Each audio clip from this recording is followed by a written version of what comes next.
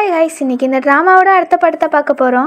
அதுக்கு முன்னாடி நம்ம சேனலை சப்ஸ்கிரைப் பண்ணாதவங்க சப்ஸ்கிரைப் பண்ணி பக்கத்தில் உள்ள பெல் ஐக்கனை கிளிக் பண்ணி வச்சுக்கிடுங்க. மறக்காமல் இந்த வீடியோக்கு ஒரு லைக் போட்டுருங்க. இந்த ட்ராமா பிடிச்சிருந்தா கீழே கமெண்ட் பண்ண மறந்துடாதுங்க. வாங்க வீடியோக்குள்ளே பார்க்கலாம்.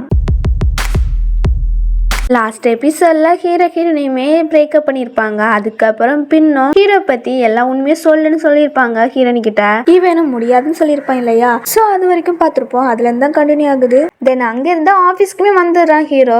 அங்கே மீட்டிங் நடக்குது. ஸோ அவனுமே அங்கே போய் உட்காந்து ஹீரோயின்கிட்ட கொஸ்டினாக கேட்குறான். இந்த கம்பெனி எம்ப்ளாயை விடிசின் எம்ப்ளாயின்னு சொல்லணுமா, இல்லைனா லிம்மர் கம்பெனியோட எம்ப்ளாயின்னு சொல்லணுமான்னு சொல்லி கேட்குறான்.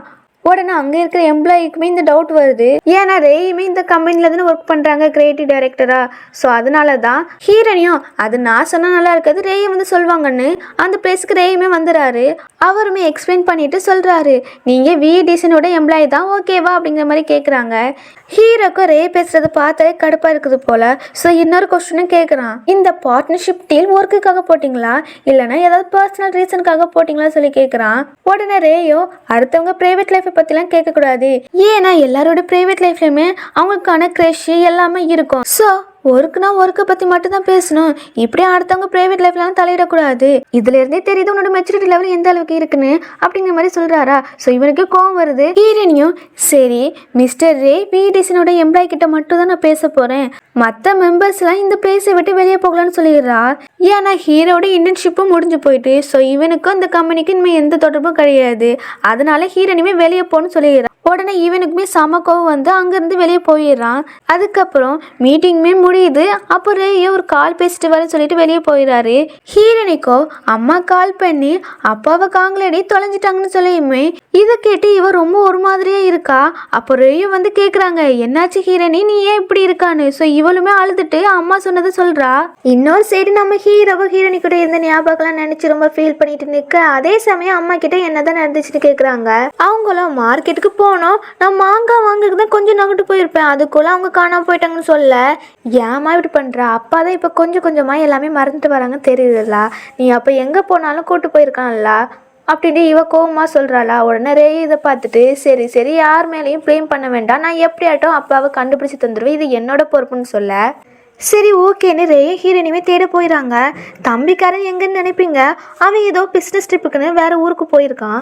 ஸோ அவனால் இங்கே வர முடியாது. ஆனால் அவனுக்கு இன்ஃபார்ம்லாம் பண்ணிட்டாங்க. அதுக்கப்புறம் இவங்க ரெண்டு பேருமே தேடிட்டு இருக்காங்க. அங்கே இருக்கிற யாருமே பார்க்கலன்னு தான் சொல்கிறாங்க அப்பாவை. அப்படியே நமக்கு இந்த சைடு அப்பாவை தான் காமிக்காங்க. அவங்களும் வீட்டுக்கு வர வழி தெரியாமல் அங்கே இருக்கிற கேர்ள்ஸ் கிட்டலாம் ஹெல்ப் பண்ணுங்கன்னு சொல்லி கேட்குறாங்க. அவங்களும் ஏதோ பேய கண்ட மாதிரி பயந்துலாம் போயிடுறாங்க. இவங்கள பார்த்துட்டு அப்பாவுக்கு என்ன பண்ணுன்னு தெரியாமல் கடற்கிட்ட போய் நிற்க அப்படியே நைட்டும் ஆகிடுது. தேடிட்டே தான் இருக்காங்க இவங்களாம். அப்போ ஹீரோ மெசேஜ் பண்ணுறான், லாஸ்ட்டாக நான் அந்த கம்பெனியில் ஷைல்டிஷ் மாதிரி பிஹேவ் பண்ணிவிட்டு அதுக்கு சாரி, நாளைக்கு நான் அப்ராட் போக போகிறேன், இனிமேல் உங்களெல்லாம் பார்க்க முடியாது, இவ்வளோ நாள் என் கூட டேட் பண்ணியிருக்கீங்களா, என் மேலே கொஞ்சம் கூட உங்களுக்கு லவ் வரலையான்னு கேட்குறான். இவளுமே இதை பார்த்து ரொம்ப ஃபீல் பண்ணி ரிப்ளை பண்ணலான்னு போறா. அதுக்குள்ள ரேயுமே வந்துடுறாரு. அந்த பிளேஸ்ல தேடி பார்த்துருப்பாரு போல. அங்க அப்பா இல்லையாமா, அதான் இங்க வந்துட்டாரு. ஸோ இவ ஹீரோக்கு ரிப்ளை பண்ணல. தென் இவங்க அந்த இடத்த விட்டு கிளம்பிடுறாங்க.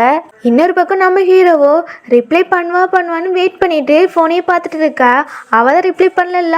ஸோ அவன் சோகமா அந்த வீட்டை விட்டே காலி பண்ணிட்டு போயிடுறான். தென் அடுத்த நாள் மார்னிங் ஆயிட்டு இவங்க தேடிட்டு தான் இருக்காங்க. ஆனா அப்பவும் கண்டுபிடிக்க முடியல. நைட்டும் ஆகிடுது. அப்புறம் யார்கிட்ட கால் பேசிட்டு இருக்கிறாங்க. ஏதோ ஒரு டெட் பாடி தண்ணிக்குள்ள கிடக்குன்னு சொல்றாங்க. இதை ஹீரோயின் கிட்டயுமே சொல்ல அவ ரொம்ப கத்திரி அழுகுறா. இவங்களுமே அவளை சமாதானப்படுத்துறதுக்கு ஹக் பண்றாங்களா. இவங்க ஹக் பண்ணிட்டு இருக்கிறத ஹீரோமே ஒரு ஓரமா இருந்து ரொம்ப ஃபீல் பண்ணி அழுதுட்டு அந்த இடத்த விட்டு போயிடுறான். அப்போ நம்ம ஹீரோ இன்னுமே அப்ராடுக்கு போகல, இங்கதான் இருக்கான் போல. அதுக்கப்புறம் இவங்க ரெண்டு பேருமே அந்த பிளேஸ்க்கு வந்துடுறாங்க. அங்க தண்ணிக்குள்ள அந்த டெட் பாடி கிடக்கல. இதை பார்த்த ஹீரோனி ரொம்ப கதறி அழுகுறா அப்பான்னு. அப்போ பக்கத்துல அப்பாவும் வந்து நிக்கிறாங்க. இதை பார்த்த ஹீரோனிக்கா அப்பதான் உயிரே வந்திருக்கு. ஸோ அப்பாவை கட்டி பிடிச்சு ரொம்ப அழுதுட்டு இருக்கிறா. அங்கிருந்து அப்பாவை வீட்டுக்குமே கூட்டு வந்துடுறாங்க. அம்மாவா அப்பா பார்த்து ரொம்ப ஹாப்பியா சந்தோஷமா இருக்காங்க. அப்படியே வந்து ஹக் பண்ணிக்கிட்டுறாங்க. அதுக்கப்புறம் அம்மாவோ அப்பாவை எங்கேயுமே தண்ணி விட மாட்டாங்க. டிவி பார்க்கும்போது பக்கத்துல இருந்தே கவனிச்சுக்கிறாங்க. அதுக்கப்புறம் செடிக்கு தண்ணி ஊற்றும் போதே பக்கத்துல சைடில் உட்காந்து எல்லாத்தையுமே கவனிச்சு தான் இருக்காங்க. அப்படியே சீனை கட் பண்ண நைட்டும் ஆகிடுது. அம்மாவும் ஹீரோனியுமே பழைய ஆல்பம் போட்டோ தான் பார்த்துட்டு இருக்காங்க. அப்போ ஹீரோனுமே கேட்குறா, அப்பா இதெல்லாம் மறந்துடுவாங்களா அப்படி சொல்லி கேட்குறா. அதெல்லாம் இருக்காது, கடவுள் ஏதாட்டும் ஒரு வழி வச்சிருப்பாருன்னு இவளுக்கு ஆறுதலாக பேசிட்டு, நீ ரேயை பற்றி கொஞ்சம் திங்க் பண்ணு, அவங்க தான் இதுக்கெல்லாம் ஹெல்ப் பண்ணியிருக்காங்க, ரொம்ப கைண்டான பர்சன், நீ இப்போ எந்த மனநிலையில இருக்கான்னு எனக்கு புரியுது, ஆனால் கொஞ்சம் திங்க் பண்ணு அப்படி சொல்லிட்டு அவங்க அந்த எடுத்துகிட்டு போக இவளுமே திங்க் பண்ணுறான். ஆனால் நம்ம ஹீரோ பற்றி தான் திங்க் பண்ணிட்டு இருக்கா. நம்ம ஹீரோ கூட இருந்த ஒவ்வொரு நிமிஷமும் நினச்சி திங்க் பண்ணிட்டு இருக்கா. அப்படியே காலையில் ஆகிருது. ஆஃபீஸுக்கு ரேயும் ஹீரோனியும் ஒன்றா தான் வராங்க. அங்கே இருக்கிற எம்ப்ளாயி கிட்ட ஒர்க்கை பற்றிலாம் பேசிட்டு, நாங்கள் 2 பேருமே இன்னிலேருந்து டேட் பண்ண போகிறோம் அப்படி ஒரு அனௌன்ஸ்மெண்ட்டை கொடுத்துட்றா. அவங்களும் ரொம்ப ஹாப்பியாக தான் இருக்காங்க. இவங்க 2 பேருமே கையை கோத்துட்டு நிற்காங்க. அதுவும் சிரிச்சுக்கிடுறாங்க 2 பேருமே பார்த்து. நேற்று அவங்க அம்மா சொன்னதால இப்படி ஒரு முடிவு எடுத்திருக்கா போல. நெக்ஸ்ட் சீனை கட் பண்ண தம்பிக்காரன் தான் காமிக்காங்க. அவனு ட்ரிப்லாம் முடிச்சுட்டு வீட்டுக்கு வந்து அப்பாவை பார்த்துட்டு, அப்பா ஐ மிஸ் யூப்பா அப்படி ஹக் பண்ணிட்டு இருக்கான். அம்மாவும் அப்பாவுக்கு ஜிபிஎஸ் வாட்சை கொடுத்து இதை எப்போதும் போட்டுக்கிடுங்க, கலத்தே கூடாது அப்படிங்கிற மாதிரி சொல்லிட்டு, தம்பிக்கான்ட்ட இன்னைக்கு ஒரு நாள் மட்டும் லீவ் போடு, அப்பாவை பக்கத்துல இருந்து கவனிச்சுக்கோ, எனக்கு கொஞ்சம் வேலை இருக்குன்னு சொல்ல, இவனும் என்னால முடியாது, எனக்கு யூனிவர்சிட்டிக்கு போகணும், எனக்கு வேலை இருக்கு, வேணா அங்கேருந்து கொஞ்சம் முன்னாடி வந்து அப்பாவை நான் நல்லா கவனிச்சுக்கிறேன்னு சொல்ல, அந்த நேரத்தில் காலிங் பெல்லாம் அடிக்குது. யாருன்னா மின்னு தான். அவள் இன்னைக்கு யூனிவர்சிட்டிக்கெலாம் போகல, அது வரை அவள் இன்டர்ன்ஷிப்லாம் முடிச்சிட்டா. ஸோ அப்பா எப்படி இருக்காங்கன்னு பார்க்கறதுக்கு இங்கே வந்திருக்கிறா. தம்பிக்காரனுமே அவளை வீட்டுக்கு கூட்டு வந்துடுறான். அம்மாவும் நல்லாவே சிரிச்சிட்டு இருக்காங்க. அதுக்கப்புறம் அவனுமே சொல்கிறான், அம்மா இன்னைக்கு நான் யூனிவர்சிட்டிக்கெலாம் போகல, அப்பாவை பக்கத்தில் இருந்து இன்னைக்கு ஹோல் டே நல்லா பார்த்துக்கிறேன்னு சொல்ல, அம்மாவுக்கும் ஒன்றும் புரியல. என்னடா கொஞ்சம் முன்னாடி வேலை இருக்கு என்னால் பார்க்க முடியாதுன்னு சொன்னா, இப்போ என்ன நான் பக்கத்துல இருந்து பார்த்துக்கிறேன்னு சொல்கிறான். என்னன்னு ஒன்றும் புரியாமையே அம்மா தம்பிக்காரனே பார்த்துட்டு இருக்க. தம்பிக்காரனும் இன்னுமே பார்த்து சிரிச்சுக்கிறாங்க. சொல்ல போனா 2 பேருக்குமே லவ் வந்துட்டு, ஆனா வெளியே தான் சொல்லாம இருக்காங்க. அதே சமயம் இங்க சாண்டி சாமும் ஒன்னா நின்று கப்பிள் மாதிரி பேசிட்டு இருக்கிறாங்க. நமக்கே தோணும், எப்போதும் எலியும் புனியமாலாம் சண்டை போட்டுருந்தாங்க, எப்படி கப்பிள் ஆகியிருப்பாங்கன்னு. இதே டவுட்டு சோமிக்குமே வருது. அவளும் அவங்கள குறுன்னு பார்த்துட்டு சாம் கிட்ட, என்ன சாம் இங்கெல்லாம் வந்து நிற்கிறியன்னு சொல்லி கேட்க, இல்லை ஒர்க்குக்கு தான் ஹெல்ப் பண்ண வந்தேன்னு சொல்லிட்டு எப்படியோ சமாளிச்சுட்டு அவன் பிளேஸ்ல போய் உட்காந்துடுறான்.